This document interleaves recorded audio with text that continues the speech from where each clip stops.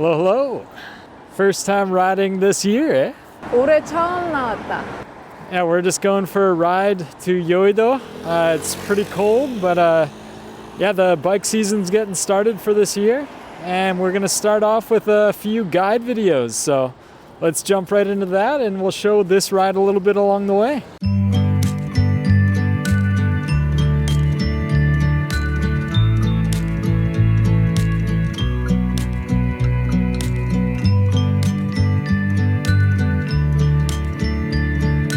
Korea has 8 official bike paths spread all over the country for a total of 1,800 kilometers of bikeable terrain, which is also mostly away from car traffic, including the famous Four Rivers Bike Path that extends from Incheon near Seoul all the way across the country to Busan. But it's actually not our favorite bike path in Korea. And in this 4-part series, we're going to go over our ranking of all 8 official bike paths in Korea, show you how to get there, and give a recommended itinerary leaving from Seoul to help you plan your trip depending on what type of cyclist you are. So check the description for a Google Docs link for all of the itineraries in this video, which includes Kakao Map directions for each day of cycling.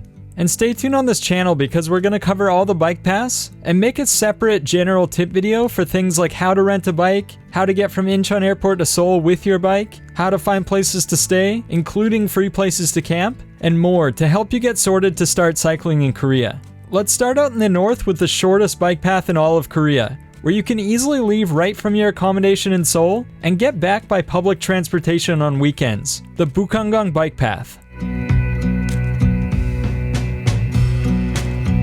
Bukhangang means North Han River, with the Han River being the big river running through the middle of Seoul. And the bike path is also the closest bike path to Seoul, and it goes in between Namyangju and Chuncheon for a total of 70 kilometers, but it's linked to the Han River bike pass in Seoul, making it a total of about 120 kilometers or more if you start or finish in Seoul. And I recommend starting in Seoul and finishing in Chuncheon, as it feels more rewarding to head into the beautiful mountains along the way, instead of going down from the mountains slowly into the big cityscape. But that's your call. Also, despite being surrounded by mountains, there isn't that much elevation change, as you're following the Han River pretty much the whole time. As far as difficulty goes, it's one of the easiest bike paths in Korea, with a few hills along the way, but no major climbs that are too steep or challenging. And as for the scenery, when you start in Seoul, you're riding along one of the best bike paths I've ever ridden on, right along the Han River for the first 45 kilometers or so, with great views of the river and Seoul along the way. However, if it's a weekend, and especially a Saturday,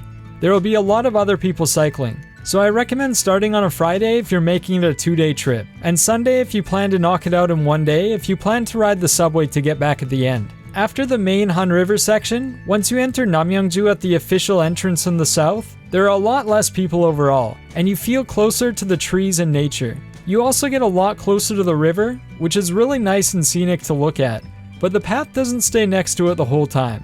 Sometimes it veers off the river and follows the main road, which can be busier and a lot less scenic, but at least there's a lot of convenience stores and restaurants along the way, which means you don't have to prepare any food beforehand, and just carrying 1 bottle of water at a time is plenty.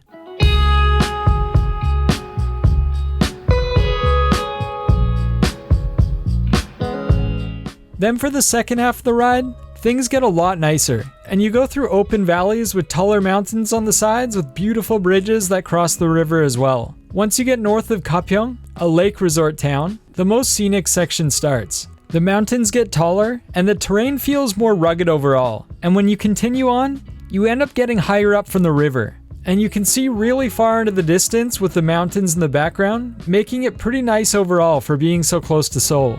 And then the end of the bike path is in Chuncheon, a city famous for dakgalbi, or spicy chicken ribs. So if you've never been there before, it could be fun to spend the night before making your way back to Seoul, as it has more of a countryside feel overall, a vibe that's harder to see inside of Seoul.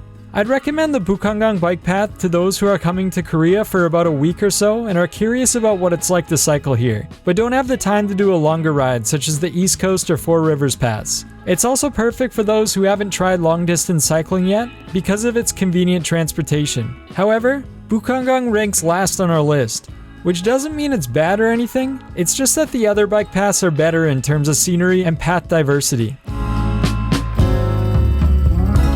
One of the best parts of the Bukhangang Bike Path is if you're in Seoul, you can start the trip right from your accommodation, and then you can take the subway into Seoul quite easily from all over the path. So you can easily bike part of the way, park your bike, and then take the subway back to your accommodation to continue the next day. And because of this, it's extremely important to finish the trip on a weekend, because that's the only time bikes are allowed on the subway. And if you take the subway with a bike, remember to ride on either the first or the last car of the train. If you want to ride on a weekday instead of a weekend to skip the crowds, you can take your bike on the bus from Chuncheon Intercity Bus Terminal back to the East Seoul Intercity Bus Terminal at the end of the journey. Now let's look at my recommended itinerary, which I'll split up into expert cyclists who can cycle 100 kilometers or more a day, and intermediate cyclists or those who are looking to stop along the way to do more sightseeing. I recommend starting in Seoul instead of Chuncheon to save the best for last. And as far as experts go, I think this is the perfect trail to try and challenge the whole thing in one day for a total of about 120 kilometers or so. It's the only trail you can complete from Seoul and come back in one day. So if that's all the time you have, then give it a shot. For those who want to cycle less, it'd be best to ride about 70 kilometers into Cheongpyeongmyeon and then spend the night to finish off the next 50 kilometers or so the next day, as day 2 will be more scenic overall, so it's better to bike less kilometers that day.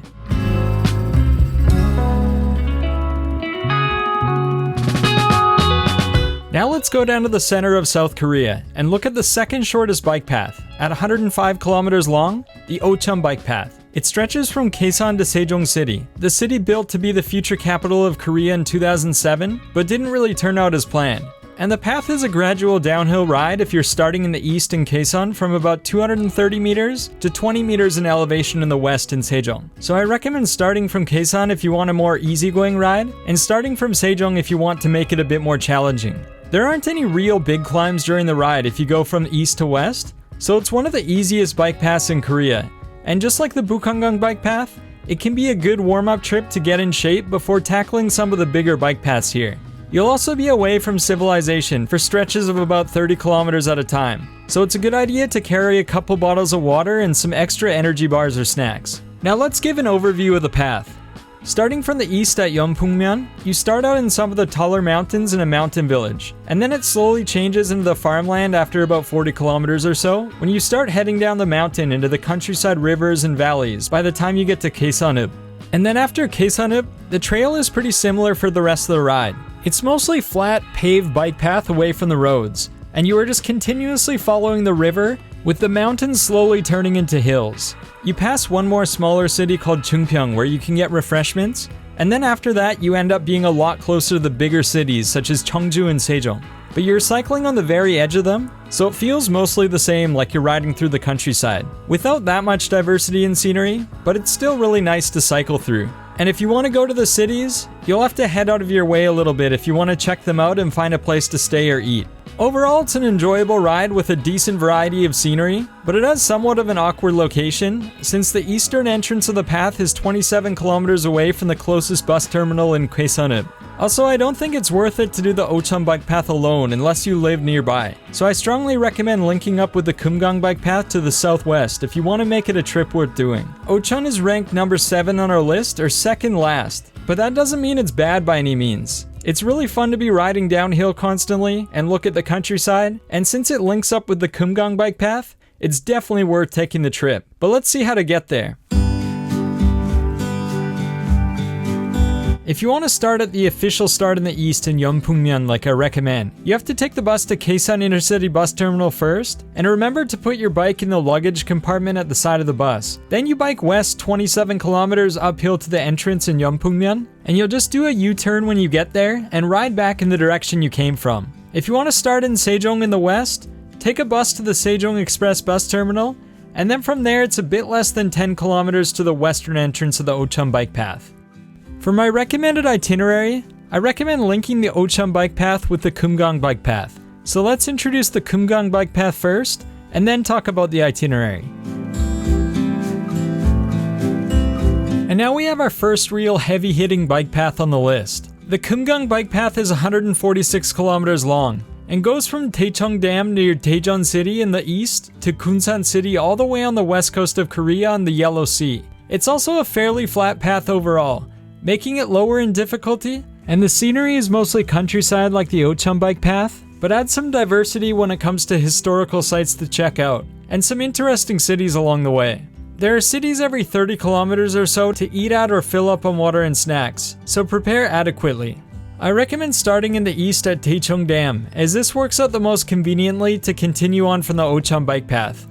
When you start at Daecheong Dam, you're in the middle of a forest area, and the dam itself is pretty scenic with a nice water reservoir and filled with beautiful pine trees, and you quickly make your way downhill to the northern part of Daejeon, the largest city in the center of Korea. After Daejeon, you ride through the forest some more, kind of like a roller coaster path with lots of smaller hills until you reach Sejong City, at the same point as the western finish of the Ocheon Bike Path. And Sejong is a good spot to have a meal, as the Geumgang Bike Path goes right through the middle of the city, and it's also a good time to cycle on one of the massive bridges like the Handurigyo here. You then cycle another 20 kilometers or so into the next city of Gongju, which has a lot of history as the capital of the Baekje Kingdom from the year 475 AD. It's also worth checking out the Gongju Gongsanseong Fortress, a mountain fortress from that time, with a beautiful wall that you can walk along. From Gongju heading west to Puyo, you get higher up off the Geumgang River and into the mountainous terrain a little bit. And you keep alternating cycling right beside the river and then higher up for a bit of diversity. And then when you arrive in Puyo, you get some more historical sites to look at, including the royal tombs from the Baekje Order, as Puyo was also a capital of the Baekje Order from the year 538 AD. The last section from Puyo to Kunsan is about 55 kilometers long, and goes in and out of the forest for some more overall scenic sections, and you can really feel the environment change as you get closer to the Yellow Sea, with some nice wide landscapes of the Geumgang River, and a beautiful sunset along the west coast if you time it right. And then finishing the trail in Kunsan is perfect to end with some sightseeing, as Kunsan itself is quite a big city, and a good place to learn about the Japanese colonization of Korea, and there are still many Japanese-style buildings around. The Geumgang Bike Path is ranked number 5 on our list, and I highly recommend it to cyclists who want to see a good variety of nature, some of Korea's modern infrastructure, and also its rich history from thousands of years ago. So let's look at how to get there.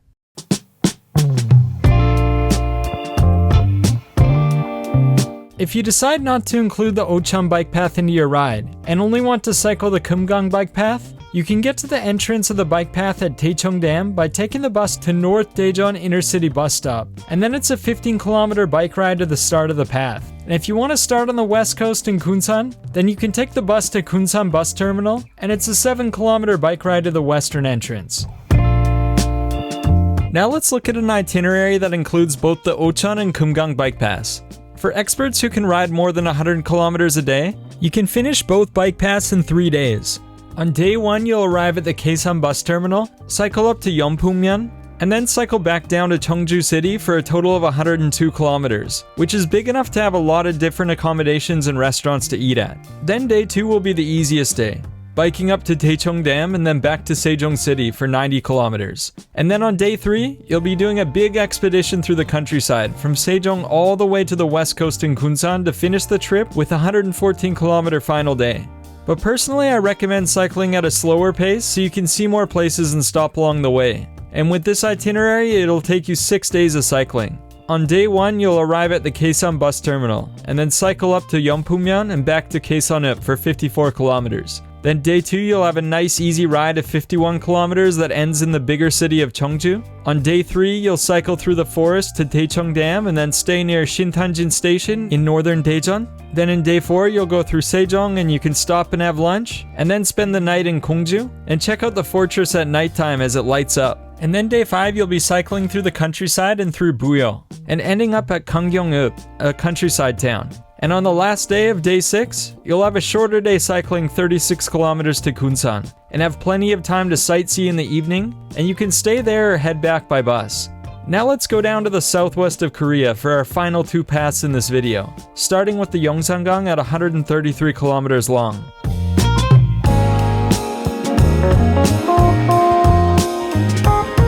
The Yeongsangang Bike Path spans between Mokpo on the very southwestern tip of Korea, and Damyang to its northeast. It's the flattest ride out of all the bike paths here, and doesn't have any real hill climbs.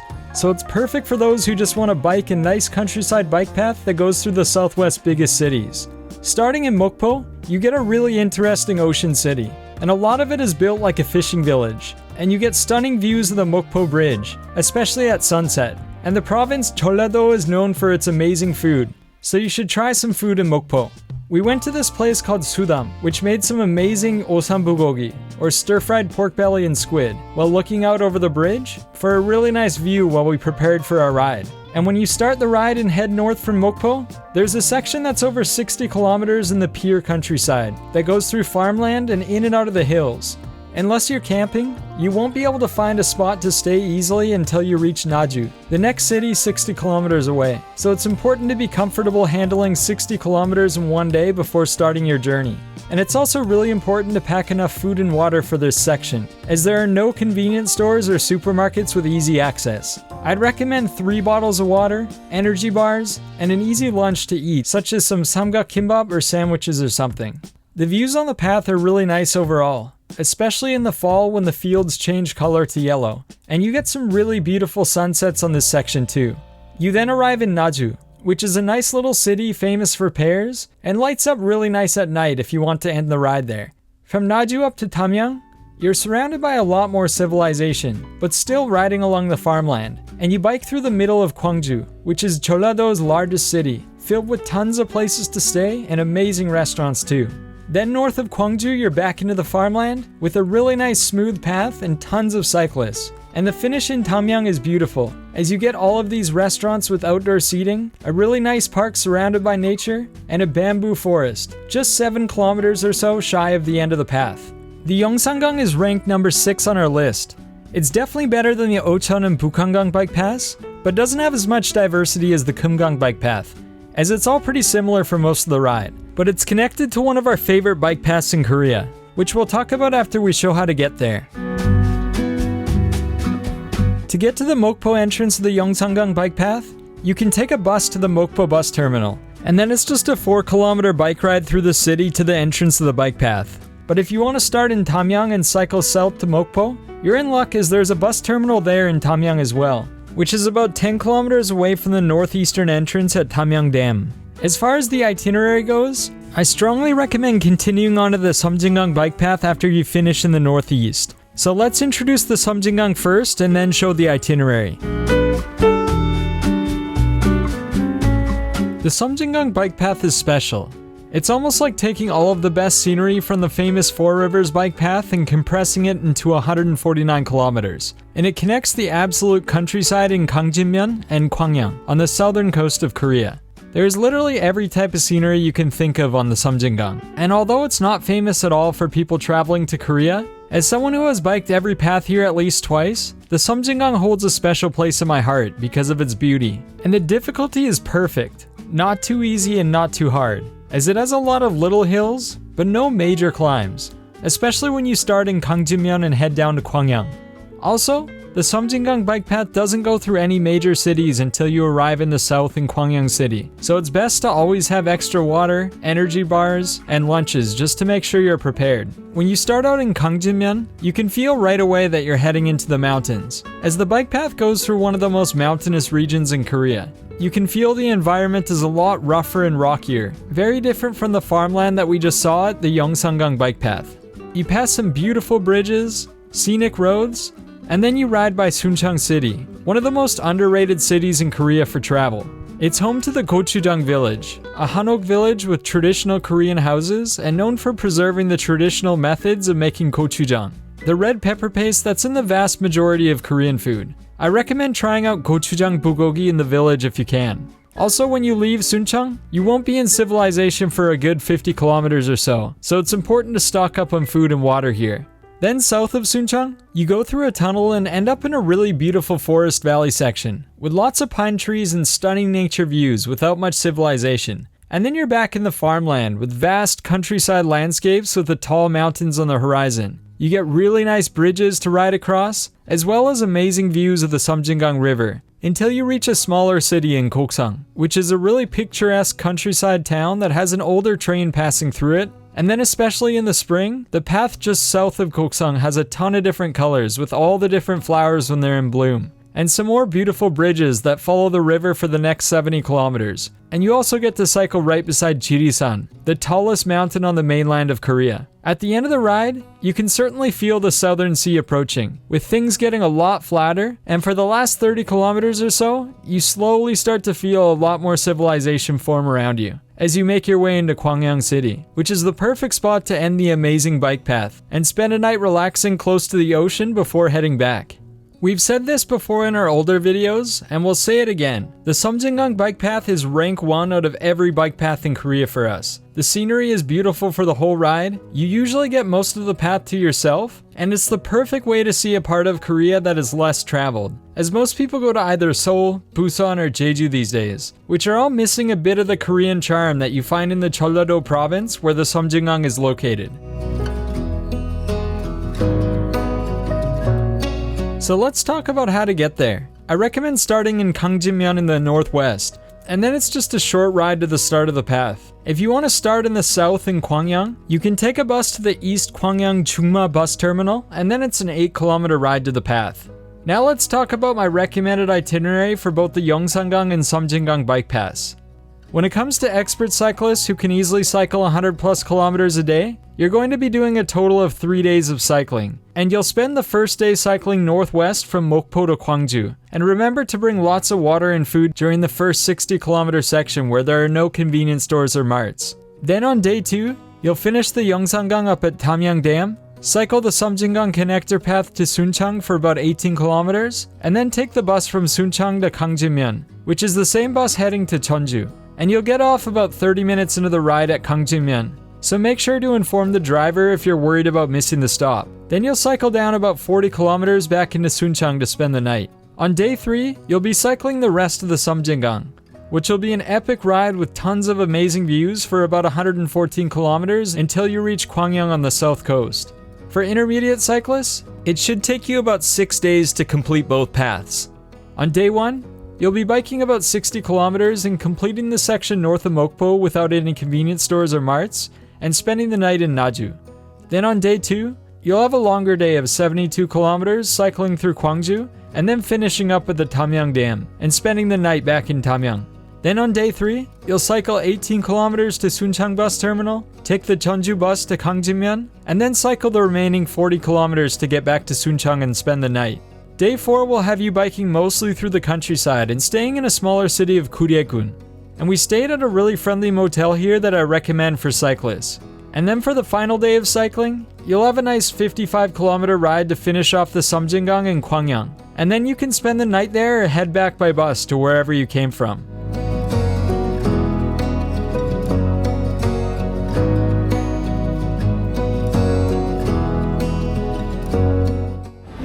이거 안 되겠네.